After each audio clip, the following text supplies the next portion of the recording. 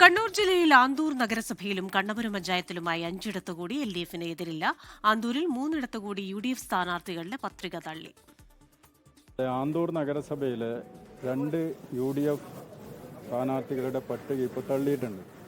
ആ പട്ടിക തള്ളാൻ വേണ്ടിയിട്ട് കാരണമായിട്ട് റിട്ടേണിംഗ് ഓഫീസർ കണ്ടത് നാമനിർദ്ദേശം ചെയ്യപ്പെട്ടിട്ടുള്ള ആൾ തന്നെ റിട്ടേണിംഗ് ഓഫീസറുടെ മുന്നിൽ ഹാജരായിട്ട് നേരത്തെ ഞാനല്ല ഒപ്പിട്ടിട്ടുള്ളത് എന്നത് പറഞ്ഞിട്ടുണ്ട്.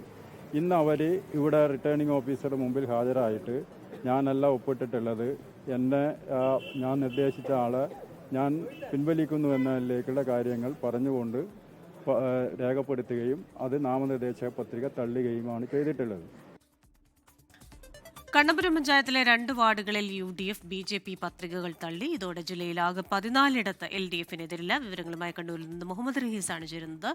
റഹീസ്, അങ്ങനെ കണ്ണൂരിൽ 14 ഇടങ്ങളിൽ LDFന് എതിരില്ല. പക്ഷേ തിരികെയുള്ള ആരോപണങ്ങൾ ഇപ്പോഴും നിലനിൽക്കുന്നല്ലോ.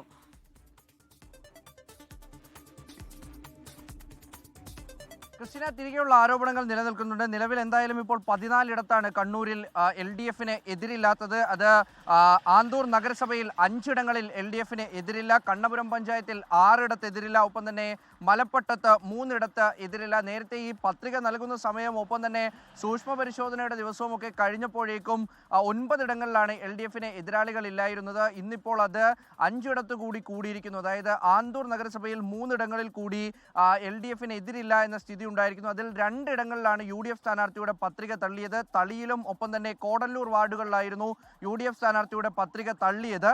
അവിടെ UDF സ്ഥാനാർത്ഥികളുടെ പത്രികയിൽ പിന്തുണച്ചവർ തങ്ങളല്ല പത്രികയിൽ ഒപ്പിട്ടത് എന്ന് വന്ന് വരണാധികാരിക്ക് മുന്നിൽ അറിയിച്ചതിനെ തുടർന്നാണ് ഇത്തരത്തിലൊരു തീരുമാനം ഉണ്ടായിരിക്കുന്നത്. ആ പത്രികകൾ രണ്ടും തള്ളി.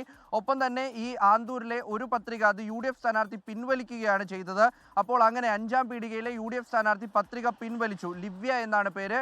അപ്പോൾ അങ്ങനെ ആന്തൂരിൽ 3 ഇടങ്ങളിൽ, ഒപ്പം തന്നെ പിന്നീട് കണ്ണപുരം പഞ്ചായത്തിലെ 2 ഇടങ്ങളിൽ കൂടി എതിർ സ്ഥാനാർത്ഥികളുടെ പത്രിക, അതിൽ 1ാം വാർഡിൽ UDF സ്ഥാനാർത്ഥിയാണ് മത്സരരംഗത്തുണ്ടായിരുന്നത്, 8ാം വാർഡിൽ BJP സ്ഥാനാർത്ഥിയും. അപ്പോൾ ഇവർ രണ്ടുപേരുടെയും പത്രിക ഒപ്പ് കൃത്യമല്ല എന്ന് കാണിച്ചുകൊണ്ട് അത് തള്ളി. അപ്പോൾ അതുകൊണ്ട് അങ്ങനെ ആകെ ഇന്ന് 5 ഇടങ്ങളിൽ കൂടി പത്രികകൾ പിൻവലിക്കുകയും തള്ളുകയും ഒക്കെ ചെയ്തതോടുകൂടി LDFന് എതിരില്ലാതെ വന്നിരിക്കുന്നു. അങ്ങനെ 14 ഇടങ്ങളിലാണ് ആകെ മത്സരചിത്രം തെളിയുമ്പോൾ ഈ പത്രികകൾ ഇല്ലാത്തതിനാൽ, എതിർ സ്ഥാനാർത്ഥികൾ ഇല്ലാത്തതിനാൽ LDFന് ഒരു അനായാസ ജയം സാധ്യമാകുന്നത്. നേരത്തെ 18 ഇടങ്ങളിലായിരുന്നു ഈ ആദ്യഘട്ടത്തിൽ എതിരില്ലാതെ LDF തെരഞ്ഞെടുക്കപ്പെട്ടിരുന്നത്. ഇപ്പോൾ അത് 14 ഇടങ്ങൾ എന്ന രീതിയിലേക്ക് മാറുകയാണ്. കഴിഞ്ഞ വർഷം 18 ആയിരുന്നു, ഇത്തവണ അത് 14ആയി.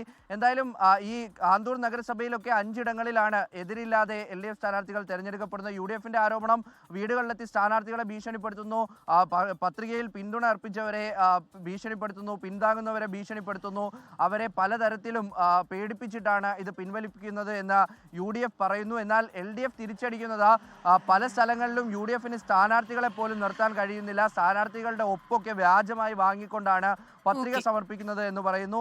എന്തായാലും തദ്ദേശ തെരഞ്ഞെടുപ്പിന്റെ മത്സരം അതിന് ദിവസങ്ങൾക്ക് മുൻപ് തന്നെ, വോട്ടെടുപ്പിന് ദിവസങ്ങൾക്ക് മുൻപ് തന്നെ കണ്ണൂരിൽ നിന്ന് എതിരില്ലാതെ 14 പേർ LDFന്റെ ബാനറിൽ ജയിച്ചു വരാൻ പോവുകയാണ്. ക്രിസ്റ്റീന, ലോകത്തെവിടെയായാലും ഏത് സമയത്തും 24 വാർത്തകളും ഓഗ്മെന്റഡ് റിയാലിറ്റി പാക്കേജുകളും എക്സ്പ്ലെയിനറുകളും വിശദമായി കാണാൻ ഞങ്ങളുടെ YouTube ചാനൽ നിങ്ങൾക്ക് സബ്സ്ക്രൈബ് ചെയ്യാം.